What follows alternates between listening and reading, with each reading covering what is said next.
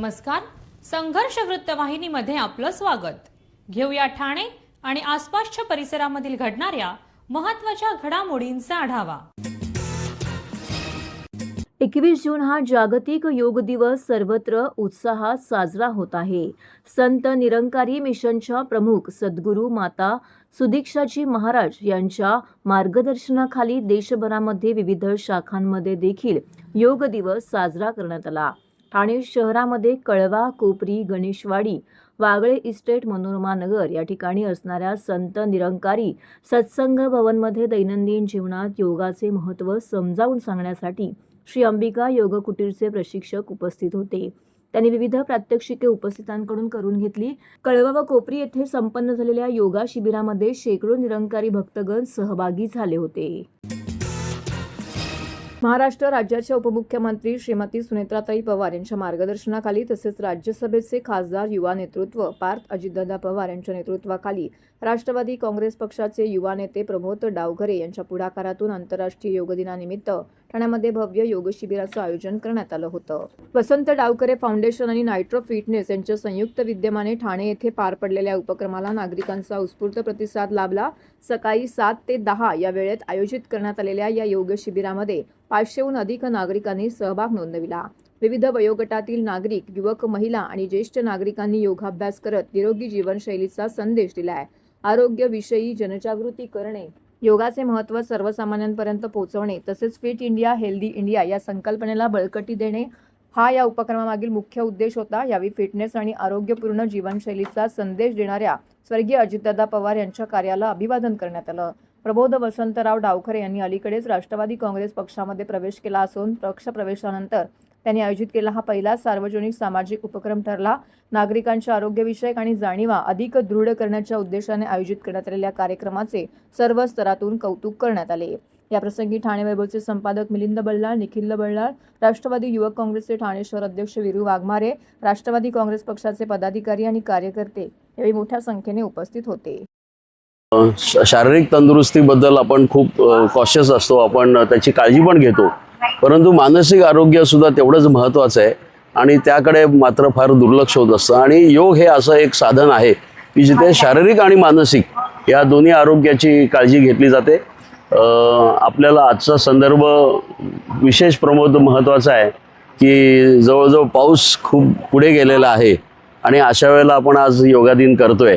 तर मी आता इथे येताना विचार करत होतो की पृथ्वी हे संपूर्ण जर शरीर असेल तर पर्यावरण त्याचा सोल आहे आणि सोल आणि शरीर एकत्र आलं आणि योगा दिनाचं निमित्त करून त्यामुळे आपण सर्वांनीच प्रार्थना केली पाहिजे की आपण योगा करतो आहे आणि एक चांगला योगायोग मला असं वाटतं संध्याकाळपर्यंत पाऊस पडण्यात सुद्धा व्हावा अशा सुद्धा मी शुभेच्छा देतो. आणि प्रमोद, पुन्हा एकदा आपल्याला मनपूर्वक तुमचा आभार मानतो आणि शुभेच्छा देतो. धन्यवाद. फिटनेस आणि प्रबोध डावखरेजींनी खूप स्तुत्य उपक्रम असा हा आयोजित केलेला आहे. आज आंतरराष्ट्रीय योग दिन आहे आणि त्यानिमित्ताने आपण बघतोय की खूप चांगला प्रतिसाद इथे मिळालेला आहे. मी स्वतः योग करत असतो आणि रेग्युलरली सूर्यनमस्कार घालत असतो, त्यामुळे ह्याचं महत्त्व मला माहिती आहे. आणि खरंच we have to love our body.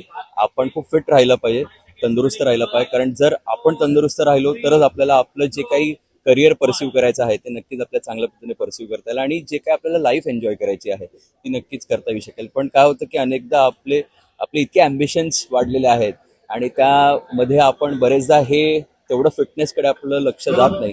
तर मला सगळ्यांना आव्हान करायचं या दिवसानिमित्त की आपण सगळ्यांनी फिटनेसकडे तेवढंच लक्ष द्यावं. दिवसातला ॲटलीस्ट अर्धा एक तास तरी याच्यासाठी आपण नक्कीच काढावं. आमचे नेते आता प्रबोधदादा डावखरे साहेब असतील, नजीब मुल्ला साहेब असतील, हे दोन्ही फिटनेसवरती खूप लक्ष केंद्रित ठेवून असतात आणि तरुणांना हा संदेश आहे की आजकालची तरुणाई मोबाईल किंवा नशा बिशा या सर्व गोष्टीमध्ये जशी दुर्लक्षित करते स्वतःच्या शरीराकडे, तर या माध्यमातून आम्ही त्यांना आवाहन करतो की स्वतःची शरीरयष्टी सांभाळा, नको त्या गोष्टी करू नका.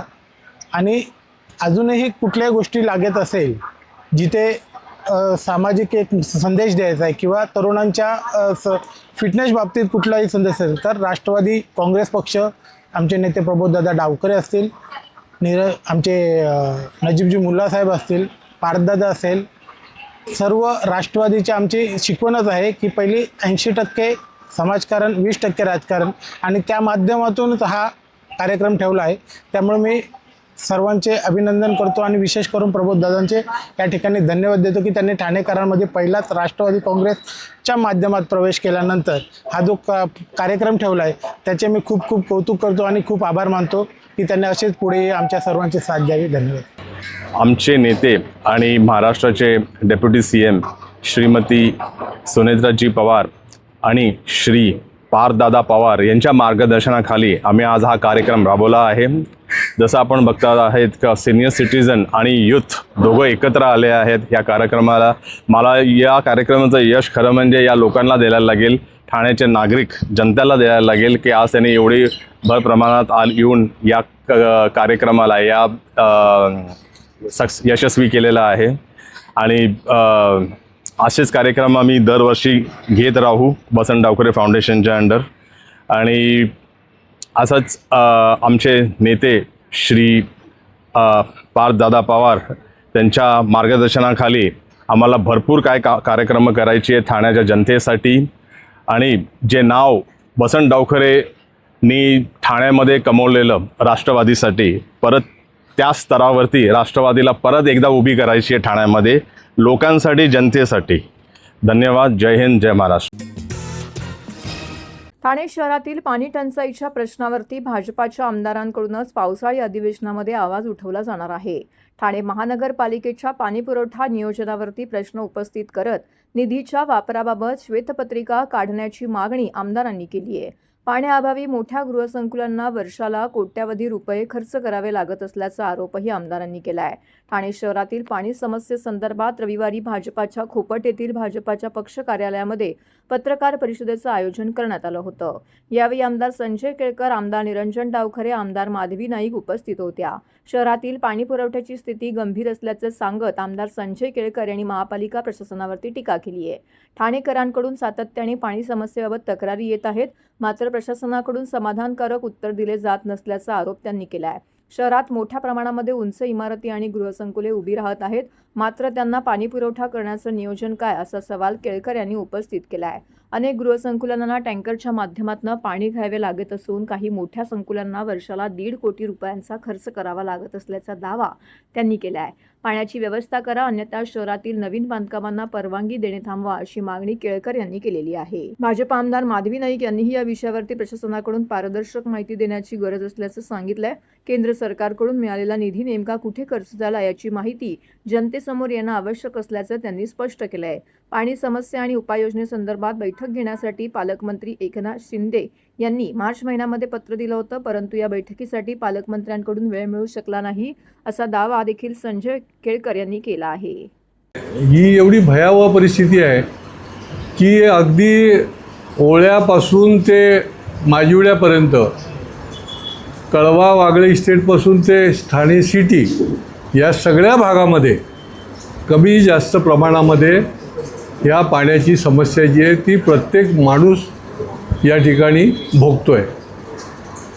एका बाजूला 2017 साली कोर्टामध्ये शेवटी पिटिशन दिलं गेलं होतं की पाण्याची समस्या आहे, आपण अधिकृत ही बांधकामं जी आहेत त्याला स्टे द्यावा. आणि हायकोर्टाने खरंच त्यांच्या निदर्शनास आल्यावर 2017ला नवीन बांधकामाच्यासाठी स्टे दिला, पुनर्विकासाच्या नाही, नवीन बांधकाम. आता नवीन बांधकामाला स्टे दिल्यानंतर महापालिकेने कालांतराने त्या ठिकाणी खोटं अफिडेविट दाखल केलं आणि त्या अफिडेविटमध्ये त्यांनी सांगितलं की पाण्याचं वितरण करण्यासाठी आता आम्ही सक्षम झालेलो आहोत, आमच्याकडे नियोजन आहे आणि आपण हे जे आहे ते उठवा. त्याच्याप्रमाणे कोर्टाने पुन्हा त्यांना विचारलं की एका बाजूला लोक नवीन इमारती बांधायला सुरुवात करतील, तिथे लोक येतील, त्याचं समोर ठेवून तुम्ही केलं आहे का नियोजन, परंतु अफिडेविटच खोटं होतं, त्याच्यामुळे नियोजनाचा प्रश्नच येत नाही आणि त्यामुळे कुठल्याही प्रकारचं नियोजन त्या ठिकाणी झालं नाही. ठाणे महानगरपालिकेचे मालमत्ता कर म्हणजेच प्रॉपर्टी टॅक्स भरण्याचे आवाहन. सन 2022-23 या आर्थिक वर्षाचे मालमत्ता कराचे म्हणजेच प्रॉपर्टी टॅक्सचे बिल ठाणेकर करदात्यांना महापालिकेमार्फत आर्थिक वर्षाच्या सुरुवातीस म्हणजेच माहे एप्रिल 2022 मध्ये देण्यात आलेले आहे. तथापि अद्यापही काही करदात्यांनी मालमत्ता कर महापालिकेकडे जमा केलेला नाही. सध्या आर्थिक वर्षाचा अंतिम टप्पा सुरू झाला आहे. मालमत्ता कर वसुलीसाठी महापालिकेतर्फे कडक कारवाई हाती घेण्यात आली आहे. या अंतर्गत जंगम मालमत्ता, टीव्ही, फ्रीज, वाहन व इतर जप्त करणे तसेच स्थावर मालमत्ता वॉरंट बजावून जप्त करण्यात येत असून मालमत्तेचा जाहीर विक्रीद्वारे लिलाव करून कराची रक्कम वसूल करण्यात येत आहे. मालमत्तेस पाणी पुरवठा करण्यात येणारे नळ संयोजन खंडित करण्यात येत आहेत. त्याचप्रमाणे थकीत मालमत्ता करावर 2% व्याज आकारले जात असल्याने भरावयाची रक्कम वाढत आहे.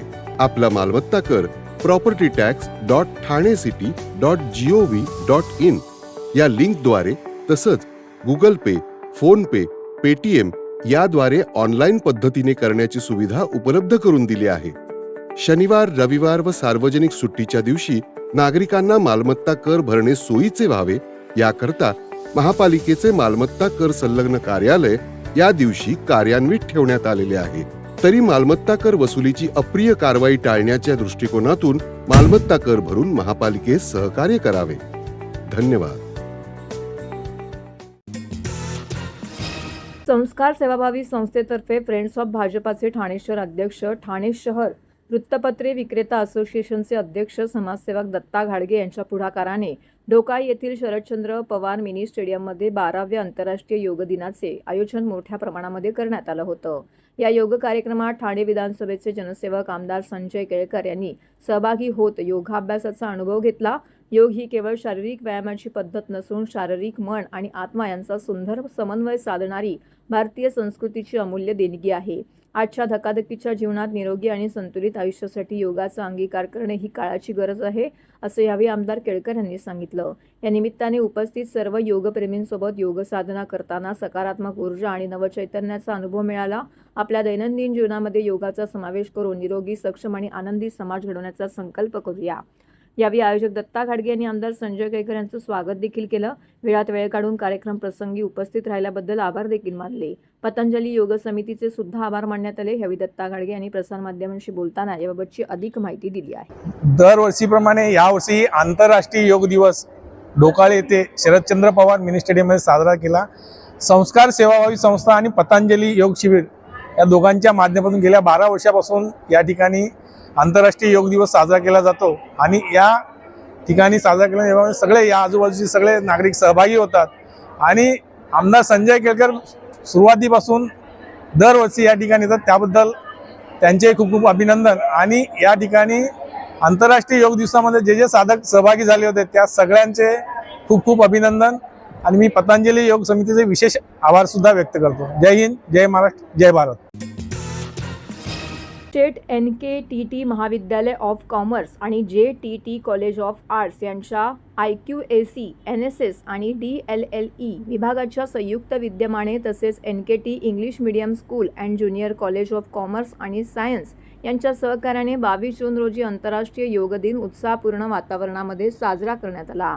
या कार्यक्रमासाठी प्रमुख मान्यवर म्हणून शेट NKTT पदवी महाविद्यालयाचे प्राचार्य डॉक्टर दिलीप पाटील, ज्युनियर कॉलेजच्या प्राचार्य सौ लिडिया सालियन, उपप्राचार्य डॉक्टर हिमांशी मनसुकानी, IQAC समन्वयक डॉक्टर मनोशी बागची, NSS संयोजिका डॉक्टर दीपाली मुलमुले आणि DLLE संयोजिका डॉक्टर किंजल गोसाई उपस्थित होत्या. अंबिका योग कुटीर येथील योग प्रशिक्षिका प्रतिभा महाले आणि त्यांच्या सहकारी प्रशिक्षकांचीही यावेळी विशेष उपस्थिती लाभली. कार्यक्रमात पदवी महाविद्यालय तसेच NKT इंग्लिश मीडियम स्कूल मधील समन्वयक, शिक्षकवृंद आणि विद्यार्थ्यांची उत्स्फूर्त उपस्थिती लाभली. योग दिनाच्या निमित्ताने योगाचे शारीरिक, मानसिक आणि आध्यात्मिक आरोग्यासाठी असलेले महत्त्व अधोरेखित करण्यात आले आहे.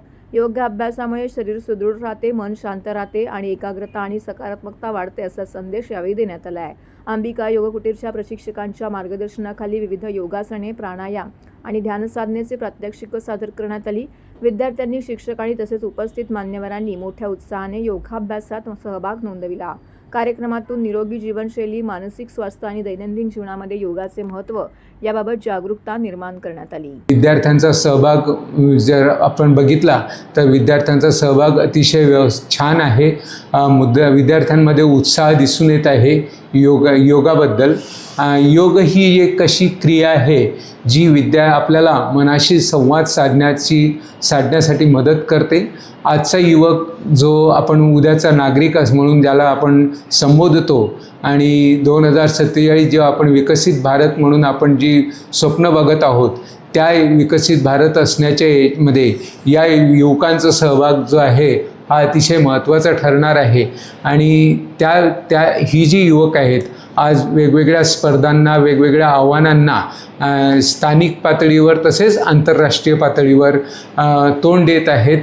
मग ते क्षेत्र क्रीडा क्षेत्र असेल, कलेचं क्षेत्र असेल किंवा विज्ञानाचं तंत्रज्ञानाचं क्षेत्र असेल, तर ही वेगवेगळी क्षेत्र जी आहेत ही आपली विद्यार्थी आजची जी युवक आहेत नुसते युवकच नाहीत तर युवतीसुद्धा अतिशय छानपणे या गोष्टींना सामोरे जात आहेत.